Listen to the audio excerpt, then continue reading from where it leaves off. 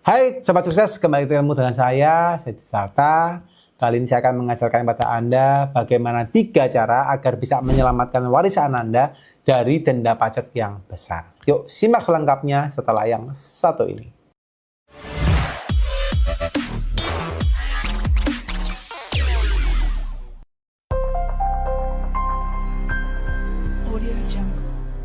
Oke teman-teman, kali ini kita mau belajar bagaimana caranya Anda bisa menyelamatkan harta waris Anda supaya tidak kena denda pajak yang besar. Nah, sebenarnya teman-teman di Indonesia ini banyak sekali harta waris yang dilimpahkan dari orang tua kepada anak. Ya, dan memang menariknya di Indonesia teman-teman, pajak waris ini tidak memiliki tarif ya, alias tarifnya 0%. Ya, jadi sangat-sangat murah. Kalau Anda belajar di negara lain, ternyata warisan pun itu bisa dikenakan pajak yang nominalnya lumayan besar. Ya, di Indonesia ini sangat-sangat keren, sangat-sangat fair, di mana ketika kita memberikan warisan, selama warisan tersebut sudah dilaporkan, maka penerima waris tidak akan mendapatkan masalah di kemudian hari. Nah, cuma teman-teman, di sini ada beberapa celah, ya, di mana warisan pun bisa dikenakan pajak, ya. Nah, bagaimana warisan itu bisa dikenakan pajak? Itu ya kalau yang pertama teman-teman ya, kalau seandainya warisan tersebut belum terlapor di SPT daripada pemberi waris. Nah ini sering terjadi ya. Banyak teman-teman yang komplain, banyak teman-teman yang komentar di kolom komentar mengatakan, Pak saya mendapatkan warisan dari orang tua atau dari nenek yang usianya sudah 80 tahun, 90 tahun dan tidak pernah membuat SPT. Ya, akhirnya gimana teman-teman? Nah ini memang sulit ya, karena di secara aturan yang tertulis bahwa kalau Anda memberikan warisan, maka warisan yang tidak dikenakan pajak adalah warisan yang terlapor di SPT. Ya, maka dari itu teman-teman untuk saat ini yang Anda sudah tahu klausulnya, maka ketika Anda ingin memberikan warisan apapun itu, uang tunai, kendaraan, aset, saham dan sebagainya, mau bangunan, maka Anda sebagai pemberi waris harus memulai memikirkan memasukkan aset Anda yang ingin diwariskan di dalam SPT Anda. Itu adalah salah satu cara untuk Anda bisa menjaga aset Anda. Perlu diketahui teman-teman bahwa aset di Indonesia yang diakui secara perpajakan adalah aset yang terdaftar di dalam SPT Anda. Bukan aset yang asal-asalan ada. Ya memang secara real punya Anda, tapi kalau belum terlapor di SPT, maka itu akan menjadi aset tanda kutip aset bayangan. Ya aset tidak bertuan. Karena meskipun secara surat milik Anda, tapi secara pajak belum milik Anda, maka ketika Anda ketahuan itu milik Anda, tapi belum Anda laporkan, maka pajak akan menagih ya mana penghasilannya, mana pajak penghasilannya untuk mendapatkan aset ini. Ini yang pertama. Ya. Nah, yang berikutnya teman-teman, yang berikutnya adalah ketika Anda memiliki warisan, saran saya yang kedua ya, cara yang kedua adalah Anda membuat sebuah surat waris. Nah, ini penting teman-teman, ya. Banyak orang yang tidak berpikir untuk membuat surat waris, ya. Kenapa kok begitu? Karena mereka merasa ketika saya membuat surat waris, berarti Anda mendoakan saya tidak baik, ya. Dan bagi sebagian orang Indonesia, membuat surat waris itu adalah hal yang tabu untuk dilakukan, ya. Karena belum meninggal, belum berpulang, kok harus sudah minta warisan? Ya gitu. Padahal teman-teman, secara aturan, bukan secara aturan, secara konsep perencanaan keuangan, surat wasiat atau surat waris itu adalah pelindung untuk keluarga Anda, untuk harta keluarga Anda. Ya, kenapa kok pelindung teman-teman? Karena yang pertama, surat waris itu memberikan satu aturan jelas bahwa warisan ini Anda akan bagi kepada siapa saja. Tentu akhirnya tidak bisa membuat pihak-pihak lain untuk konfrontasi atau ikut ke dalam kondisi tersebut. Ya, meskipun Anda harus belajar, ternyata cara membagi warisan itu pun ada proporsi yang legal, proporsi yang disarankan. Ya, jadi Anda juga harus belajar bagaimana membagi warisan dengan baik. Ya, itu yang berikutnya. Nah, terus teman-teman, ternyata membuat surat waris ini juga ada satu hal yang baik, ada satu hal yang penting, bukan baik lagi, penting banget untuk Anda lakukan. Terutama untuk teman-teman atau untuk Bapak Ibu ya, yang ingin memberikan warisan berupa aset bangunan, ya, tanah dan bangunan. Nah, ini kenapa kok gitu? Jadi begini, Kalau nih misalnya ya, Bapak atau Ibu memiliki beberapa bangunan. Ya, let's say Anda punya 4 bangunan. Ya, bangunan pertama Anda tinggalin, bangunan kedua ini rencananya untuk anak yang pertama, bangunan yang ketiga rencana untuk anak yang kedua, dan bangunan terakhir untuk anak yang ketiga. Jadi anak yang satu, kedua, ketiga ini buat tinggal. Ya. Tapi 4 bangunannya ini adalah milik Anda, milik ayah lah misalnya gitu ya. Nah, teman-teman, semisal kan ada ayah, ibu, dan 3 orang anak ya. Semisal ayahnya tiba-tiba berpulang dan tidak membuat surat wasiat, tidak membuat surat warisan, maka yang akan terjadi adalah apa, teman-teman? Yang terjadi adalah aset ini ketika mau dibalik nama, misalnya yang ini namanya ibu, yang ini namanya anak, yang ini anak nomor 1, yang ini nomor 2, ini nomor 3 ya, misalnya ya. Nah, ketika mau dibalik ke 4 orang ini, maka pajaknya akan double-double. Kenapa? Nah, mungkin gini. Anda pernah tahu nggak pajak untuk balik nama bangunan? Itu ada 2 macam, ya.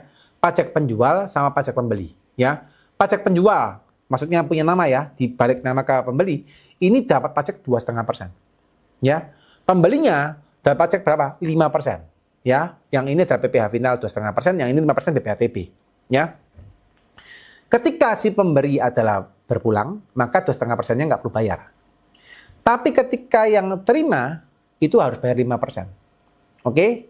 Nah, masalahnya ketika tidak ada surat waris, maka aset bangunan tadi 4 tadi tidak bisa langsung dibalik nama ke ibu, anak 1, 2, 3. Tidak bisa. Yang akan dilakukan adalah apa?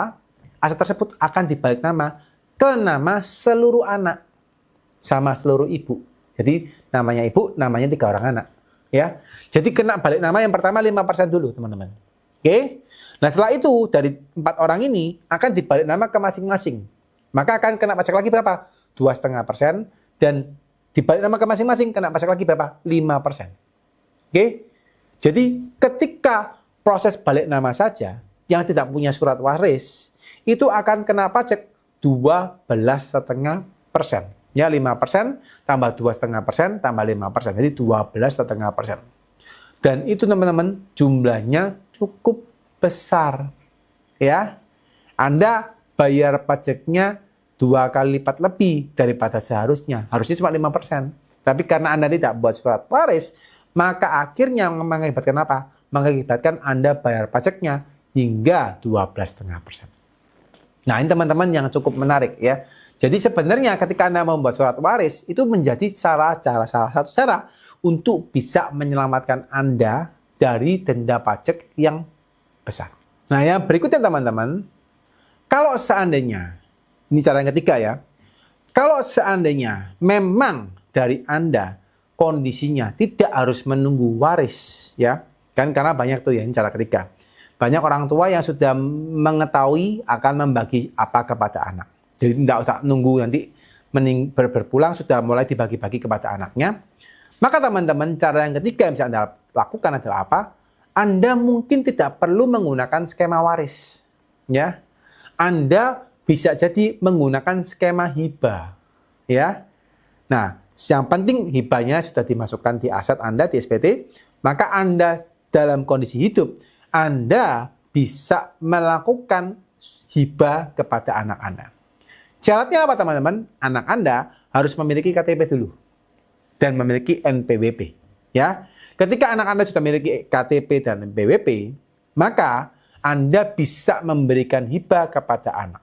Ya, hibah berupa tunai atau hibah berupa yang lain. Nah, tinggal gimana caranya teman-teman? Anda waktu memberikan hibah, pastikan bahwa hibah tersebut kalau bisa dibuatkan akta notaris yang jelas. Mengetahui bahwa notaris mengetahui ini benar-benar adalah hibah kepada anak Anda. Ya. Dan ketika melakukan hibah, maka anak Anda harus mencatatnya di SPT anak Anda berupa penerimaan dana yang berupa bukan objek pajak. Dan anak Anda memasukkan di laporan SPT-nya menjadi berupa adalah hibah dari orang tua.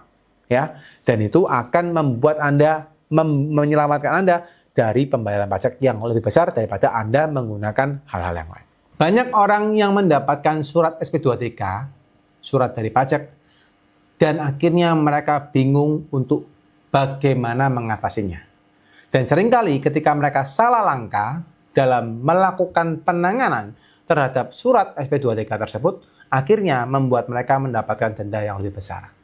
Untuk itu teman-teman, kami sudah menyiapkan satu pelatihan untuk Anda, yaitu berupa e-learning atau e-course tentang bagaimana Anda meminimalkan dan menangani kasus apabila Anda mendapatkan surat pajak dan bagaimana Anda menyelesaikan kasus perpajakan yang Anda miliki. Kami sudah menyiapkan e-course secara komplit, pelatihan secara komplit, supaya Anda bisa mengetahui step by step-nya apa yang harus Anda lakukan dari langkah pertama bertemu dengan petugas pajak, memberikan jawaban, memberikan sanggahan, memberikan bukti, memberikan informasi, sampai akhirnya di akhir sesi Anda bisa menyelesaikan masalah perpajakan Anda, menyelesaikan masalah surat cinta pajak Anda dengan baik.